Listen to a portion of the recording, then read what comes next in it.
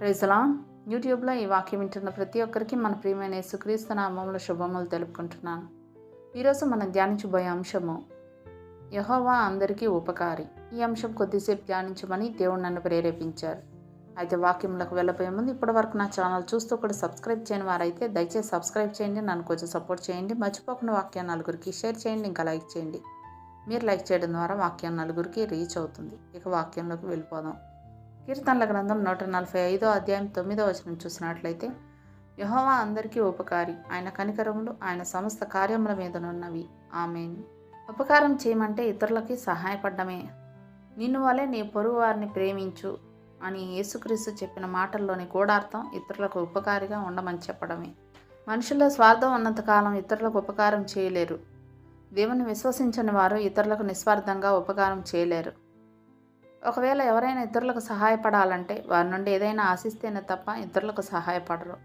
మనుషులైతే తమను ప్రేమించిన వారిని ప్రేమిస్తారు, తమను ద్వేషించే వారిని, తమకు సహాయపడని వారిని ప్రేమించనే లేరు. దేవుడు ఒక్కడే మానవుల నుండి ఏమీ ఆశించకుండా ఉపకారం చేస్తాడు. మంచివారి మీద చెడ్డవారి మీద వాన కురిపించినట్లే ఉంటుంది ఆయన ప్రేమ.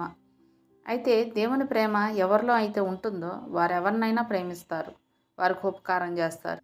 దానికి చక్కని ఉదాహరణ మంచి సమరయుడు. తనకు సంబంధం లేని వ్యక్తిని హక్కున చేర్చుకొని ఉపకారం చేశాడు. ఉపకారం చేసే ముందు లాభ నష్టాలు బేరీజు వేసుకోలేదు. తను వెళ్తున్న పనికి ఆలస్యంగా వెళ్తాడేమో అని ఆలోచించలేదు. తన దగ్గరున్న డబ్బు ఖర్చు చేసేటప్పుడు తన అవసరాల గురించి పట్టించుకోలేదు. పైగా ఇంకేమైనా ఖర్చు పెట్టాల్సి వస్తే భరించడానికి సిద్ధపడ్డాడు.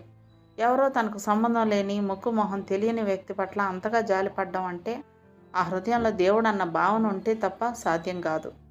ఆ సమరయునికున్న జాలిపడే గుణం ఇతరులకు ఉపకారం చేసేలా చేసింది.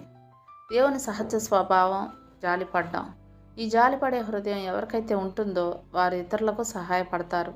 ఈ స్వభావం దేవుని ప్రేమించే వారికి వస్తుంది. ఎలాగైతే దేవుడు జాతి, మత, కుల, వర్ణ, వర్గ భేదం లేకుండా అందరికీ ఉపకారం చేస్తాడో అలాగే మనం కూడా మన పొరుగు వారిని ప్రేమించాలి. దేవుడు అందరికీ ఉపకారి అయినట్లు మనం కూడా అందరినీ ప్రేమించి ఉపకారం చేయాలని దేవుడు కోరుకుంటున్నాడు. లూకాసు వార్త 6వ అధ్యాయం 35వ వచనం చూసినట్లయితే, మీరైతే ఎట్టివారిని గూర్చి అయినను నిరాశ చేసుకొనక మీ శత్రువులను ప్రేమించుడి, మేలు చేయుడి, అప్పియుడి, అప్పుడు మీ ఫలము గొప్పదై ఉండును. మీరు సర్వోన్నతుని కుమారులై ఉందురు.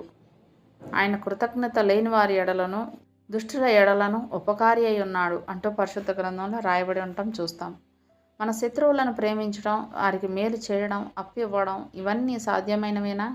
శత్రువులను ప్రేమించి మేలు చేయకపోయినా పర్వాలేదు, ద్వేషించి కీడు చేయకుండా ఉండగలిగితే